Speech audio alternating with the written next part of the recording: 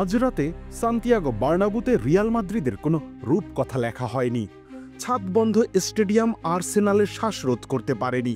৯০,০০০ সমর্থকের গলা ছাড়া চিৎকার আর্সেনালের নিখুঁত পরিকল্পনায় ধাক্কা খেয়ে ফিরে এসেছে গ্যালারিতেই। বরং ২-১ গোলের পরাজয় রিয়াল মাদ্রিদ লজ্জার ১৬ কলা পূর্ণ করেছে। রেমন্তাদা, ১% চান্স, ৯০% বিশ্বাস। বার্নাবুর দীর্ঘ ৯০ মিনিট। এই এক সপ্তাহে ফুটবল মহল ছিল এমন সব শব্দের দখলে। সোশ্যাল মিডিয়া ছিল মাদ্রিদিস্তাদের উন্মাদনায় সয়লাভ। প্রথম লেগে ৩-০ গোলে পিছিয়ে থেকে এমন আশাবাদ স্বাভাবিকই। নামটা যখন রিয়াল মাদ্রিদ তখন অবিশ্বাস করাটাই বরং পাপ। বেলিংহাম থেকে এমবাপে এমনকি ক্লাবের কর্মকর্তারাও হাওয়া দিয়েছিলেন এই স্বপ্নে। কিন্তু মাদ্রিদের খেলোয়াড়েরাই যেন বিশ্বাস করতে পারেননি এই বিশ্বাসকে।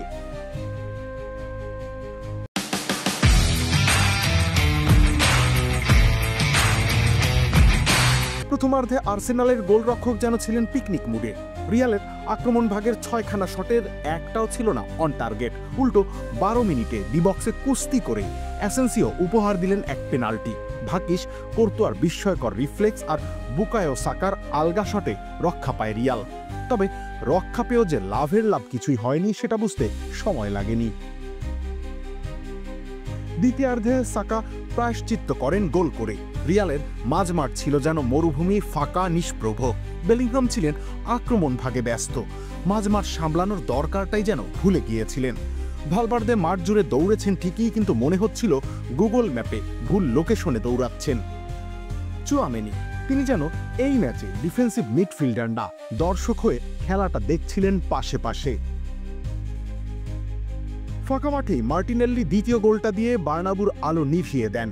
আর রিয়াল তারা তখনও বোঝার চেষ্টা করছে এরিয়াল ক্রস ছাড়া কিভাবে খেলতে হয়।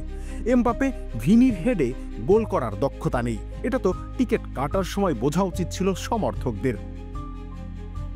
শেষ দিকে ভিনি একটা গোল করলেন বটে, কিন্তু পরাজয়ের তীব্র গন্ধ ছাপিয়ে তার রেমন্তাদার ঘ্রাণটা আনেনি। এদিন বার্নাবুতে রিয়াল আর্সেনালকে ঠেকায়নি, কেউ রিয়ালকেও ঠেকায়নি, বরং আর্সেনাল পায়ে দলিয়ে সেমিফাইনালে চলে গেছে। আর্সেনাল যখন পিএসজিকে নিয়ে পরিকল্পনায় ব্যস্ত থাকবে রিয়ালের সামনে তখন সবেধন নীলমণি লিগ শিরোপা জয়ের ক্ষীণ আশা টিকিয়ে রাখা আর অনেকগুলো প্রশ্ন। রবির ইসলাম রনি, খেলা ৭১।